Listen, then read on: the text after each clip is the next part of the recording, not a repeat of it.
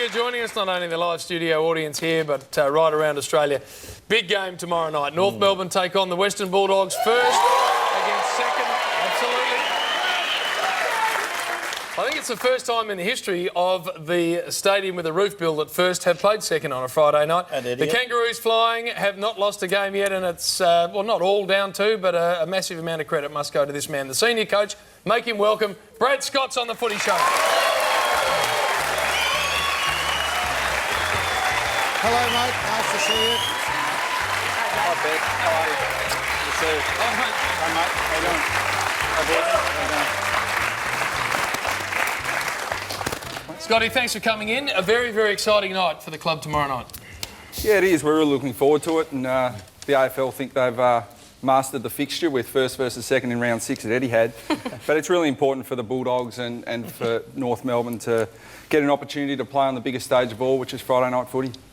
And tell us why this 0-5 situation's occurred. What, if you had to put it down to one thing, what are you doing better than you've done in previous years at this time of the year?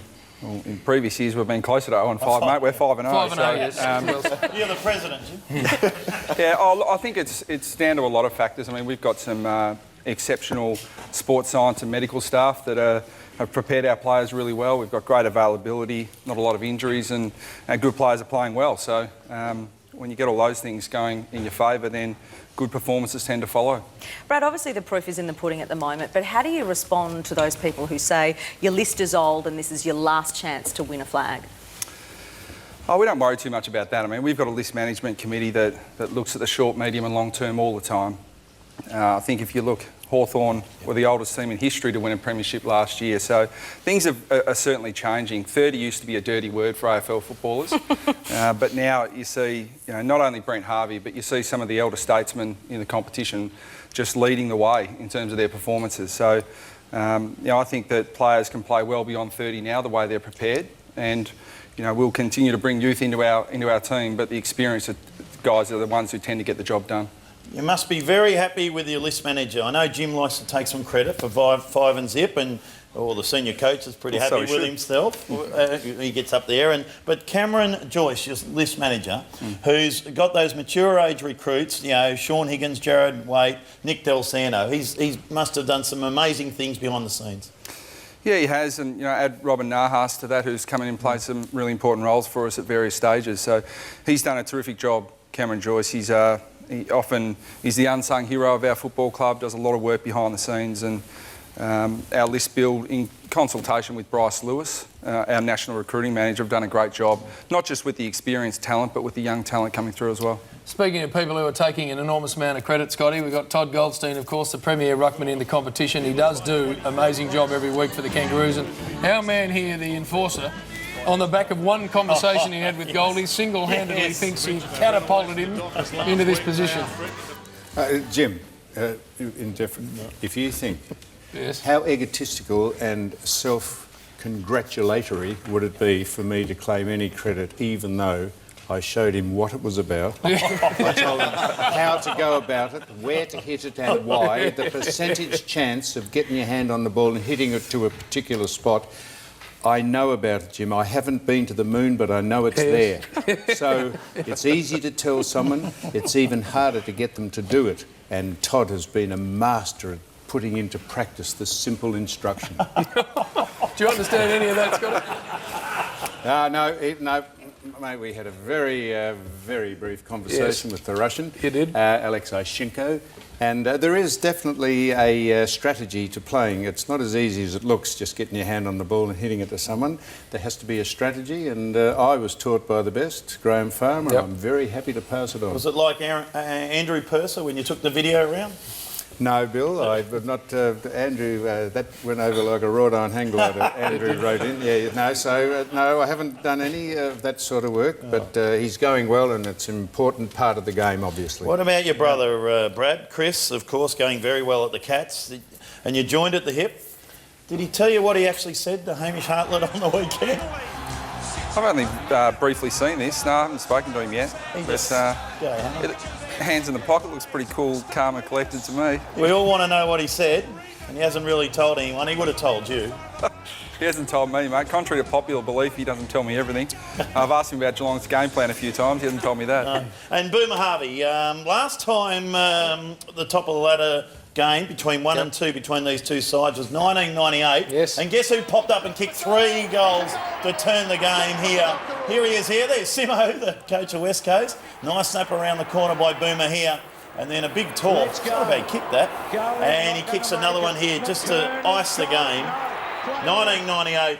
He's a bloody star, isn't he, Scotty? Yeah, he's a modern marvel. He's the ability just to keep fronting up each week, and he doesn't miss a training session. We have to send him away in January for about 3 weeks to keep him away from the place because he trains like a madman. Most players want to be rested after they're about 30, a few light sessions here and there. And Nick D'Alsano, when he came to the club, said Boomer's ruined it for all 30-year-olds now. Because if Boomer does every session, then he's 8 years older than them, so they have to as well.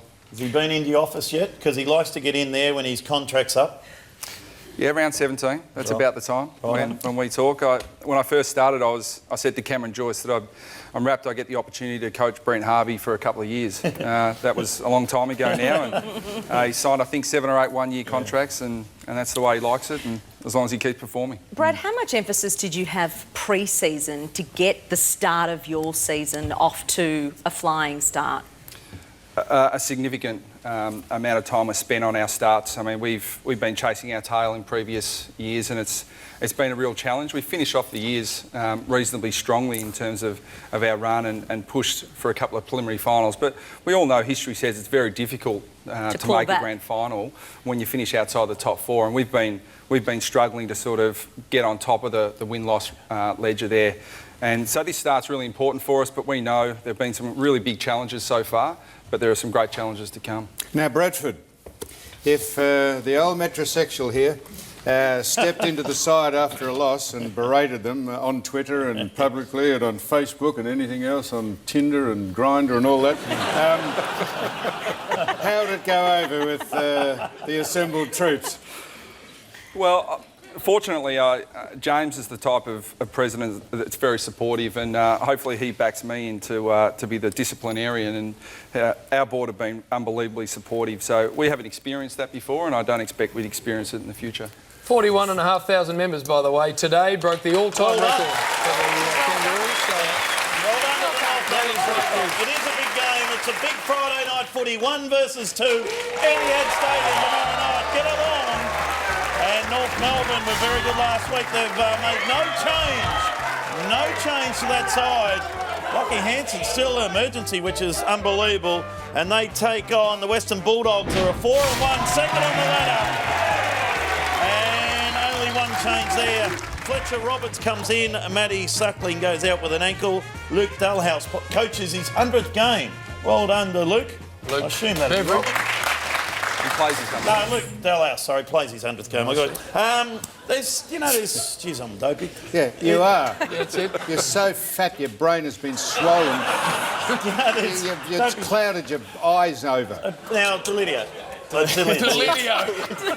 many midfielders should you have? How many midfielders are there in a team nowadays, do you think? What's a good number? Oh, anywhere from 10 to 12, I suppose, somewhere around there. I've counted the Western Bulldogs, there's 16. Is that right? 16 midfielders on that side. Yep. That's why they've been up there. And plus, I'll give you a fat stat. Okay. Bradley. You look like Humpty Dumpty, you look like. The Bulldogs are the only side, you'll like this, the Bulldogs are the only side to have won the free kick count in each of their matches this season, even more than Hawthorn. So they win the free kicks every time. Who's winning this game, Willis? I was going to go to the Western Bulldogs. Only because it's at Etihad. They play that ground, and that's my mantra. Right, Liz. No, I disagree. I think the form of Daniel Wells since he's come back has been outstanding. And just because he's here. what do you mean? Daniel Wells is not here. That's Brad Scott. I know, picking North because he's here. Anyway, on the back of that, I'm tipping the Roos. I think, the Bulldogs have been pretty stiff with injuries, haven't they, over the last couple of weeks? And they do play Etihad very well, but so do the Kangaroos. So I think they'll get the win. Scotty, not only the number one contested side in football, the Western Bulldogs, but the number one almost twice as many as anyone else, and that is obviously a massive part of what North Melbourne do to win a game of footy. So what's that going to mean? I think it's going to be a great battle, man. They sit number one in contested possession and we sit number two, so, you know, and that reflects the ladder as well. So, but they win, I think the free kick count, you know, Bill, I think he's only being half serious there, but the reality is they're first to the ball, so they deserve the free kicks they get, and they're also number one in uncontested possession. So when you put it all together, they're playing some great footy, and it's going to be a great challenge for us, but one I think we're certainly ready for. Samuel? Bradford. It's easy to be diplomatic, and I said the Kangaroos are the most honest. Did I say that? You did say that, most honest side in the competition, have been for a number of years. But I have a feeling that the Western Bulldogs might beat the Kangaroos. Have you got any guts to tip the Western Bulldogs, Becca, or not? No. No, of course you haven't, because he's here. Exactly. Come on, you've got to man up. I am manning Or up. woman up. But I want to tip the winner, and I'm going to tip the Roos. All right. Now, this game, Brad, obviously more important this week than the 4 points. Not more important than the 4 points, but it's important because, and Sam's on cue putting on his very important cap, it is the clash for prostate. This is a cause that is very close to your heart. There has been someone in your family recently who's been diagnosed with prostate cancer. And have a listen to this, folks, because this is really important. 1 in 5 men will be diagnosed with prostate cancer in Australia, and more men die of prostate cancer than women die of breast cancer every year in Australia. And I think that's absolutely frightening. I don't think enough people know about that statistic. So why are you behind this cause, Brad?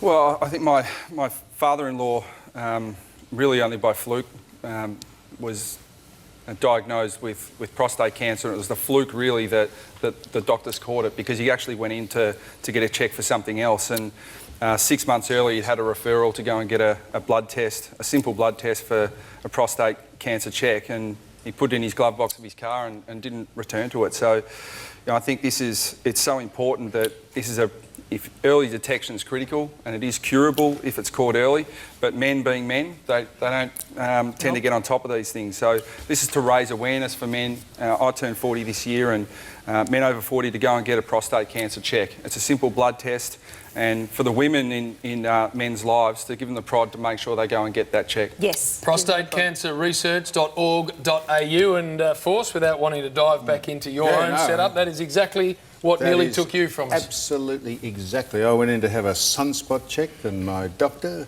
Mark Harrington, said, don't waste the Medibank levy, let's take some blood and see how you are. He rang me within 2 days and said, you've got an advanced case of prostate cancer. I had it out within a fortnight, and so far still here, much to the chagrin of most of the public. But